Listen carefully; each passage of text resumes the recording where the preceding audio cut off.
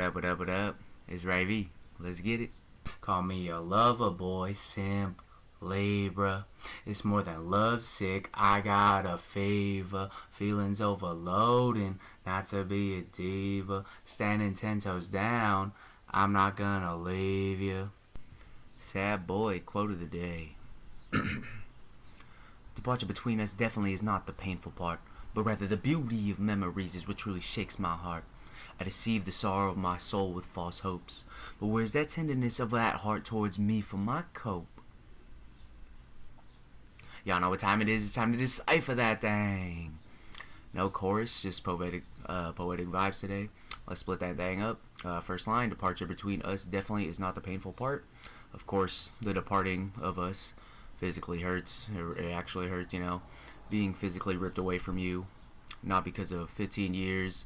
You could have been ripped away from me the day after our freshman orientation in high school, when we were texting each other to meet up and spend the day together, or when I was supposed to move out with my dad when he got a job offer 3 hours away from where we were, or when you left the undergrad or optometry school, or any time in between those moments. The pain would have always been there because the love was always there. But that is not the most painful part. Next line, but rather the beauty of memories is what truly shakes my heart. This goes with what I was saying the other day about memories and reminiscing. The beauty of remembering is literally, the beauty of remembering literally hits in the heart. Like sad, because now these are just memories, but like, damn, these were good memories. These are good times, good adventures, the whole damn journey.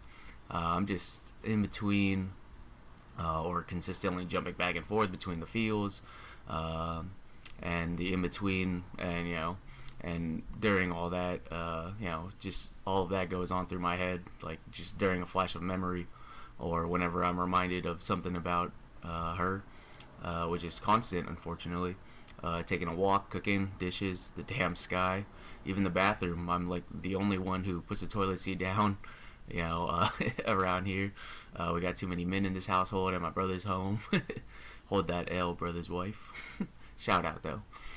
Any of these things, will flash her in my mind, and the memories follow. So memories, as beautiful as they are, have me in this torturous back and forth. Usually the happiness wins eventually, but it is definitely a battle happening in real time. Next line, I deceive the sorrow of my soul with false hope. My soul believes, man, sorrows don't exist to it. My soul has nothing but hope. Only looks at the beautiful ending, the storyline and fairy tale ending of lovers to friend, fairy tale ending of friends to lovers, to exes, back to lovers. The hope deceives the soul from logistics and chances and percentages and all that. My soul just knows what it felt, what it knows. My soul only knows hers. Last line, but where's the tenderness of that heart towards me for my cope? That's the soul and body are separate. The body, mostly the mind, the brain, gets none of this tenderness, no deceiving the sorrow of my mind. My mind replays all the memories, all the overthinking futures I put us in, all the alternate realities I create from different moments of our lives. Me finishing school and becoming a civil engineer, working with your dad and his company as we, one day we buy land together, and me and your dad would build our home together. If I landed that dispatcher job, and how we would have gone on so many adventures, so many trips every few months, and putting away a good amount of that money for a house fund. If I went over to Chicago and just started trying new jobs and trying to find myself and career way sooner. If I decided to do something else for those 9 months of you going to residency, before you would come back to Chicago for those last 3 months, and just trying to work on myself and my career rather than feeling like I'm needing to support you, try and support you, while I was losing myself. Even if I was, towards the end, if I was the one who brought up the hard conversation of my struggles, and me being the one who suggested I should go back home, should have been me, not you. all the times in between. Sometimes I just create fantasies where I just hug you more, dance together more, take more pictures, and it's never enough. Overthinker, y'all. But look at me now. Not going to pretend to know your feelings, but, I'd hope you'd be proud, admitting my wrongs and accepting. But yeah, there is no tenderness towards me at all. Everything hits like a truck and remains stuck on replay. Alright, the F ain't for feels, it's for fantasies. So let's get into our deepest fantasies, baby. Comment section. BJ Redacted said, when you say drafting for value, do you mean ADP, highest ceiling, or safest floor? This was on the last video, the rookie mock draft.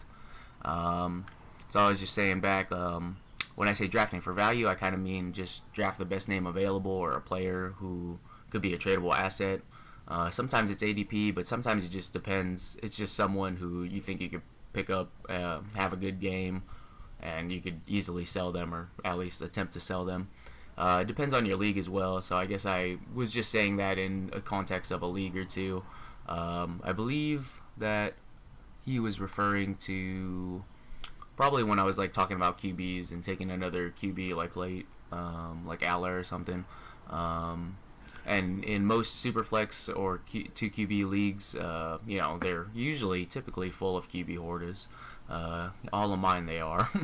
And the position is scarce at times, so that's probably what I was talking about, and that's definitely like a valuable position if they hit.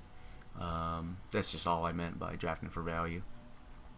Alright, but today, the video, we are going to be continuing with our 301 to 306 picks. As I've been doing more research on these guys, I would definitely mess around with my previously listed players, so maybe I'll have to re-rank them so I don't look as dumb right before the draft, the NFL draft. And after we finish these 4 rounds and talk about some undrafted guys. But here are the next 6 guys I got, though. So at 301, I got Max Klare, tight end, Ohio State. 43 receptions, 448 yards, 2 touchdowns last season. Klare functions more like a big slot than a traditional tight end, being comfortable in running seams, crossers, and option routes. His natural receiving ability means that he should be a target earner, even if he isn't the best blocker. He wins with quickness and route feel and creates mismatches in the intermediate area. His separation versus linebackers and safeties gives him a path to becoming a target-earning tight end, not just a shallow route dump-off option. He has strong catch consistency in traffic and extends well away from his frame. His reliable hands will build QB trust and keep him on the field in passing down situations, or on passing downs. He has already been used in a flexed out receiving heavy role. His modern tight end usage profile means an easier transition to the NFL offenses that treat tight ends like another wide receiver and scheme touches to him. He is not dominant in line blocking, being more of a positional and effort blocker. His blocking limitations could limit his snap shares early, and he would need to be in the right scheme to maximize routes. He is good, but he's not freakish in measurables.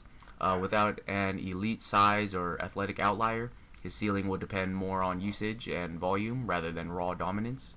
With tight ends usually breaking out in year 2 to 3, you will need to practice patience with him to develop. If he's used incorrectly, his fantasy value drops significantly. His landing spot will be critical. His ceiling would be a low-end tight end 1, high-end tight end 2 with a volume-based production. His floor would be a rotational tight end with limited routes. I would target him here if you can comfortably stash him 1 to 2 years, or if you need a tight end upside long-term. I would pivot from him here if you need immediate production, don't have roster or taxi space, or prefer higher hit wide receivers or dart throw running backs. Klare is a developmental receiving tight end with a legitimate path to fantasy relevance, but one that requires time, landing spot, and patience. At 302, I got Demond Claiborne, running back, Wake Forest.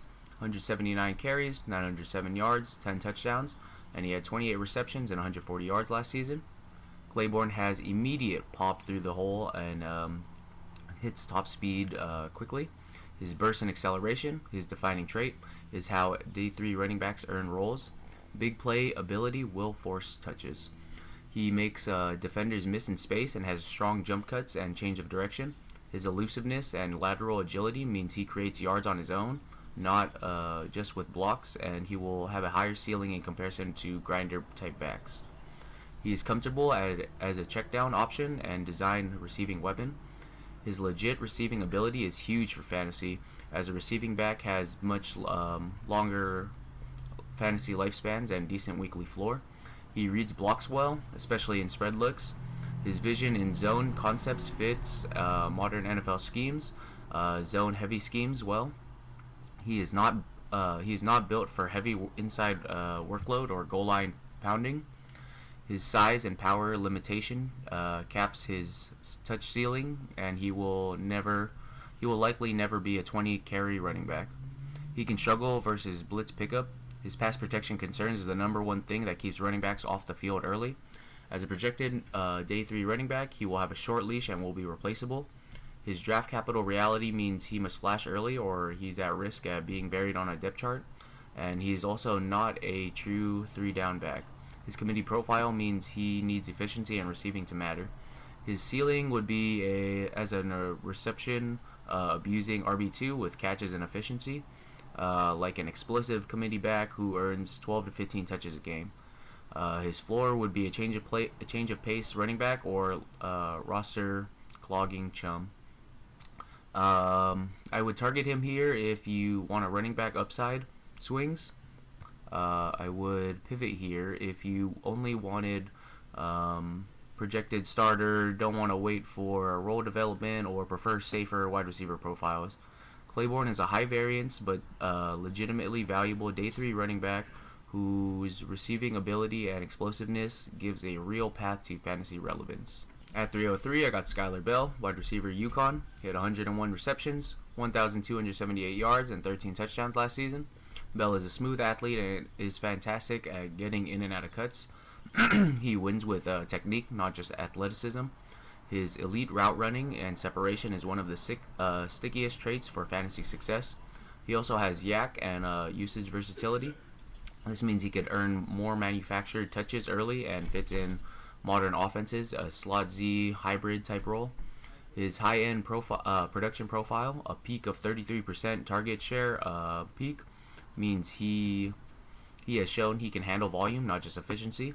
As a target earner, he falls in a fantasy-friendly archetype.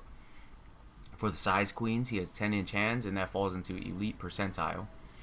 He does have weaknesses though, like how he didn't break out until year 4 or 5, and he will be a 24-year-old rookie.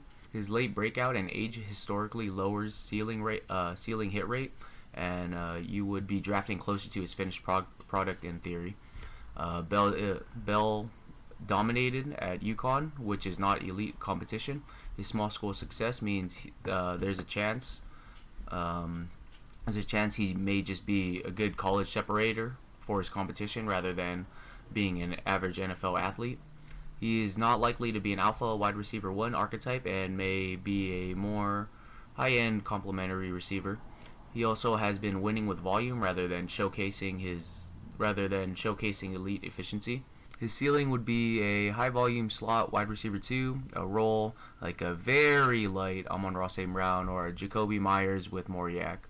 His floor would be a depth wide receiver who never commands elite targets. You should target him here if you want safe wide receiver depth or are competing soon. You should pivot here if you want league-winning upside, prioritize early breakout profiles, or are rebuilding long-term. Bell is a high-floor, medium-ceiling dynasty wide receiver who profiles as a reliable fantasy contributor, but not a cornerstone asset. At 304, I got Antonio Williams, wide receiver Clemson. He had 55 receptions, 604 yards, 4 touchdowns. He also had 13 carries for 78 yards and 1 touchdown last season. Williams wins with tempo, leverage, and timing rather than just athleticism. He consistently creates early separation versus man and zone. His advanced route running, his calling card, is the most predictive wide receiver trait for fantasy success and gives him a strong chance to earn targets quickly in the NFL. He has shown the ability to command volume when healthy and is always where he's supposed to be on routes. Being a natural target earner means his profile to be a high reception PPR friendly wide receiver who earns coaches favor early gains more snaps and more targets. He has strong hand. He has a strong catch technique in traffic and adjusts well to off-target throws. His reliable hands and ball tracking helps sustain drives, base usage like third downs and chain moving. He wins in tight spaces like the slot, underneath, and option routes. His short area quickness makes him the perfect fit for modern spread offenses and West Coast timing systems. He has dealt with injuries during his college career. His durability concerns are the biggest swing factor in his profile and could limit early development and breakout timing. He lacks size and elite deep speed. He's not a prototypical alpha, but he is likely not a 1,400-yard true wide receiver one and is more of a high-end complementary piece. He is not someone who wins consistently above the rim. His limited contested catch profile means he needs separation to win, and NFL corners may easily erase him. He is best utilized in timing and precision offenses, so his scheme dependency means a landing spot matters more than anything for him. His ceiling is a high-end wide receiver too, abusing receptions like Amon-Ra St. Brown light, double light, or Chris Godwin light type of archetype. His floor would be a rotational slot wide receiver. You should target him here if you want reliable weekly production or are still in the midst of building a stable contender. You should pivot here if you're chasing elite upside, prefer size speed outliers, or are swinging for league winners only. Williams is a high floor, target earning receiver with legitimate PPR upside and a path to becoming a long-term wide receiver too. At 305, I got Brenen Thompson, wide receiver, Mississippi State. 57 receptions, 1,054 yards, 6 touchdowns. He also had 4 carries for 14 yards and a touchdown last season. Thompson is one of the fastest players in this class, can stack corners vertically quickly, and forces defenses to respect the deep ball immediately. His elite straight line speed means even when he's not targeted, he changes coverage structure, and that should earn him more snaps. He adjusts well to long throws and can locate the ball over the shoulder at full speed pretty easily. His deep ball tracking ability means he can create splash plays. He could create splash play fantasy weeks. He is used on motion shots, screens, and jet concepts, and offenses can manufacture touches for him creatively for him. His design touch versatility means he doesn't need to be a traditional route runner to matter.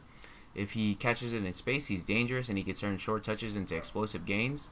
He is, however, 170 pounds and can struggle versus press and physical corners. His extremely light frame means he will likely never be a full-time outside wide receiver.